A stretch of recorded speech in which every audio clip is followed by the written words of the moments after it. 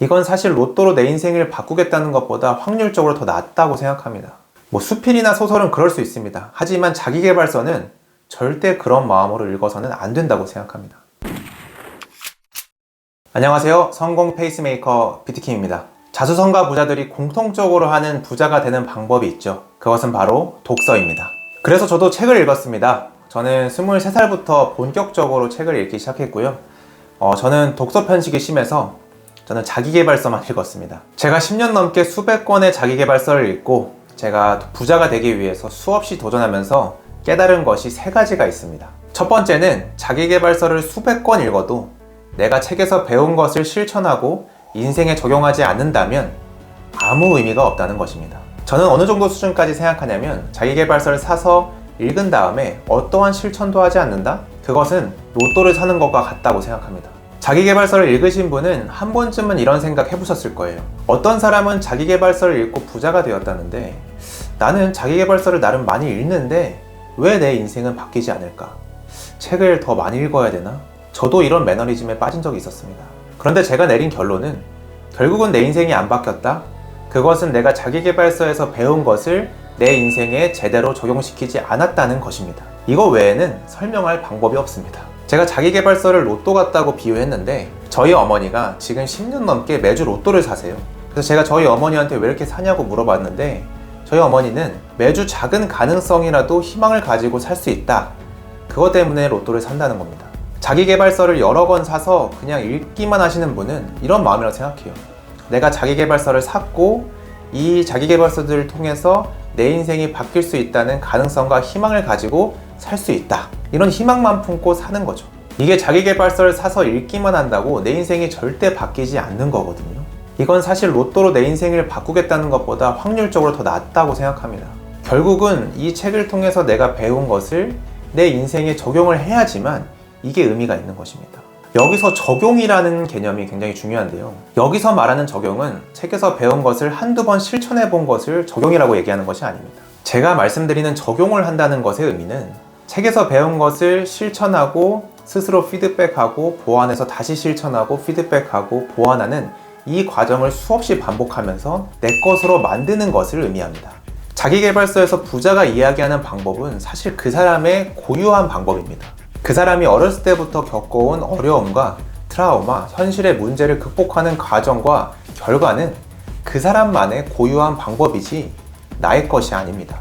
그래서 내 인생에 적용시켜 보면서 내 것인지 아닌지 판단하는 과정이 필요합니다. 그래서 나에게 안 맞는 것은 과감하게 버리고요. 나에게 맞는 것은 철저하게 내재화시키면서 내 것으로 만드는 이 과정, 이 적용의 과정을 반드시 거쳐야 합니다. 책을 읽기만 하고 내 인생에 적용하지 않는 것은 이런 것과 같아요. 예를 들어 김조국 님이 헬스책을 냈습니다.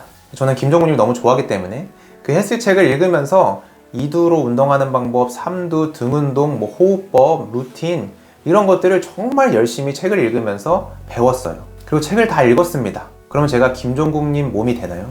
절대 안 되죠. 결국은 책에서 배운 것을 매일 실천하고 반복하면서 내 것으로 만드는 적용의 과정을 거쳐야만 내 몸이 변화하기 시작하는 겁니다. 사실 모든 자기계발서도 마찬가지입니다. 헬스냐 요리냐 그 카테고리만 다를 뿐이지 단순히 읽는 것만으로 끝난다는 것은 아무 인생에 변화가 없다. 이런 것은 모든 자기계발서가 다 동일한 개념입니다. 그래서 제가 인생의 적용 과정 없이 자기계발서를 읽는 것만으로 끝낸다는 것은 로또를 사는 것과 같다고 말씀을 드리는 겁니다. 아니죠. 오히려 로또보다 확률이 낮은 게임이라고 말씀드리는 것입니다. 두 번째는 자기계발서를 한 권을 읽더라도 내 인생을 바꿔준다는 믿음으로 정성 다해 읽어야 된다는 것입니다.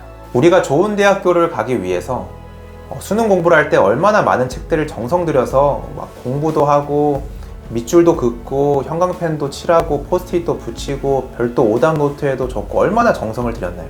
그런데 수능보다 훨씬 더 큰 도전인 성공하기 위해 부자가 되기 위해서 읽는 자기계발서에는 그만한 정성을 들이지 않고 있습니다. 저는 자기계발서를 수능 공부할 때보다 훨씬 더 정성 들여서 읽어야 된다고 생각합니다. 밑줄도 긋고 형광펜도 칠하고 내 생각을 적기도 하고 그리고 이건 내가 꼭 실천해야겠다 라는 것들은 별도 독서 노트에 적고 이런 과정들, 이런 노력들을 정성 들여서 해야 된다고 생각합니다. 어떻게 해서든 자기계발서에서 부자가 되는 방법에 대한 인사이트를 얻을 수 있다는 그런 믿음과 확신으로 정성 들여서 책을 읽어야 된다는 거죠. 어떤 사람들은 책을 읽는 방법을 이렇게 추천하더라고요. 집안 곳곳에 보이는 곳에다가 책을 놔둬라. 그래서 시간 될 때, 생각날 때 여유로운 마음으로 책을 읽어라. 이렇게 얘기를 하더라고요.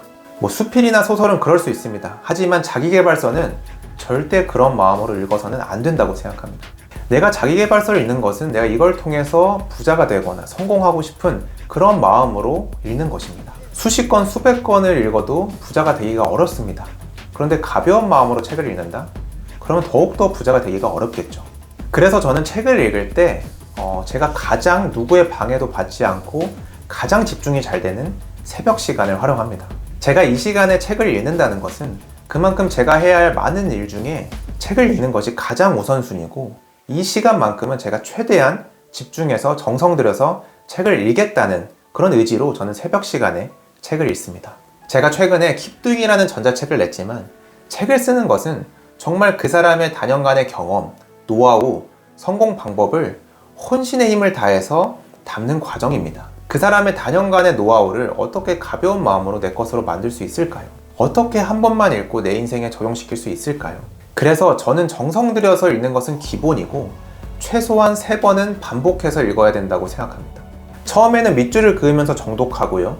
그리고 두 번째 읽을 때는 밑줄 그은 부분만 읽으면서 더 좋은 인사이트, 정말 이건 느낌이 좋다라는 것은 또 형광펜을 칠하고요. 세 번째 읽을 때는 형광펜 칠한 부분만 다시 읽으면서 이것은 내 인생에 적용시켜야 되겠다라고 큰 인사이트가 되는 것은 독서 노트에 적고, 그 독서의 노트에 적은 것은 꼭 실천해보고 내 인생에 적용해보는 것. 이 정도 수준을 읽어야지 우리가 능력이 키워지고 부자가 될 수 있는 것입니다. 저는 가볍고 여유로운 마음으로 수십 권을 반복해서 읽는 것보다는 한 권의 책이라도 정말 내 인생을 바꿔줄 수 있다는 믿음과 확신으로 정성 들여서 수십 번 반복해서 읽는 것이 더 중요하다고 생각합니다. 수천억 자산가인 켈리츠 회장님은 시크릿이라는 책을 60번 읽었다고 합니다. 60번. 켈리츠 회장님은 시크릿에서 배운 끌어당김의 법칙, 시각화를 계속 본인에게 적용시키기 위해서 수없이 시도하였고 시행착오를 겪으면서 결국 본인의 것으로 만들었죠. 시각화에 대한 본인의 능력을 키운 것입니다. 켈리츠 회장님은 그렇게 키운 시각화 능력을 활용해서 5년 만에 수천억 자산가가 되었다고 얘기합니다. 이제는 유튜브나 강의를 통해서 본인의 시각화 노하우를 많은 분에게 알려주는 수준까지 되셨죠. 이렇게 되는 데는 켈리츠 회장님이 시크릿이라는 책이 나의 인생을 바꿔줄 것이라고 믿고 정성 들여서 60번을 읽었고, 그것을 본인의 인생에 적용시켰기 때문에 부자가 될 수 있었던 것입니다. 이것이 자기계발서가 가진 힘입니다. 자기계발서를 옳은 방법으로 제대로 활용한다면 우리가 부자가 될 수 있습니다. 여러분도 자기계발서를 나를 부자로 만들어줄 수 있다는 확신과 믿음으로 정성 들여서 한번 읽어보세요. 세 번째는 결국은 근로소득 외에 나에게 돈을 벌어다 주는 자산을 만들어야 한다는 것입니다. 여기서 말하는 자산은 사업일 수도 있고요. 부동산, 유튜브, 인스타, 책 이런 것들입니다. 여러분이 알고 있는 자수성가 부자 중에 근로소득으로 부자가 됐다고 하시는 분은 없을 겁니다. 그만큼 모든 자수성가 부자는 근로소득 외에 다른 수입으로 부자가 된 것입니다. 그렇다면 우리도 그 방향으로 가야죠.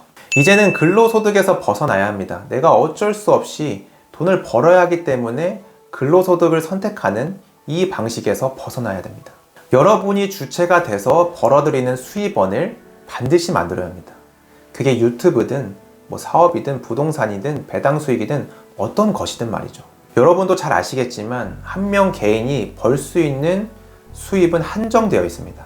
결국은 내가 아닌 다른 도구들을 활용해서 돈이 들어오는 그런 구조를 만들어야 하는 것입니다. 그래야만 나의 돈의 규모, 나의 경제 규모를 키울 수가 있는 것입니다. 자기계발서를 읽는 것도 그 수입을 벌기 위한 능력을 키우는데 포커스를 맞춰야 합니다. 전자책을 낸다고 하더라도 주제 정하는 법, 목차 만드는 법, 글을 잘 쓰는 법, 후킹하는 마케팅 문구를 만드는 법, SNS 마케팅을 하는 법, 리뷰 관리하는 법 등 키워야 할 능력이 정말 많습니다. 이런 능력을 키우는 데 집중을 하시고요. 반드시 단돈 10,000원이라도 근로소득 외에 수입을 벌어보는 경험을 해보셔야 합니다.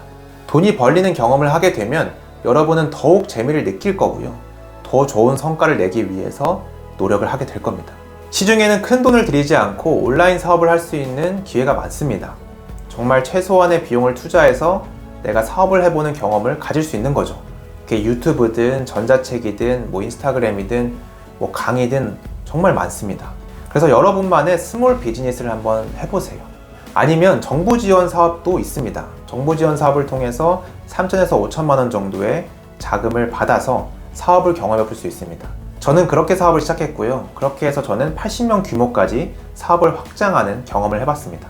심사를 거쳐서 선정되면 정부 지원금을 받을 수 있고요. 그 받은 정부 지원금은 내가 갚지 않아도 되는 돈이기 때문에 내가 충분히 부담 없이 사업을 해볼 수 있습니다. 오늘 내용을 정리하면 첫 번째는 자기계발서를 수백 권 읽어도 내가 책에서 배운 것을 실천하고 인생에 적용하지 않는다면 아무 의미가 없다. 로또를 사는 것과 같다는 것이고요. 두 번째는 자기계발서를 한 권 읽더라도 내 인생을 바꿔준다는 믿음으로 정성 다해 읽어야 한다는 것. 그리고 세 번째는 결국은 근로소득 외에 나에게 돈을 벌어다 주는 자산을 만들어야 한다는 것.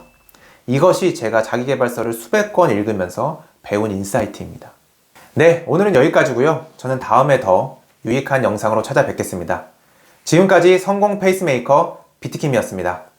감사합니다.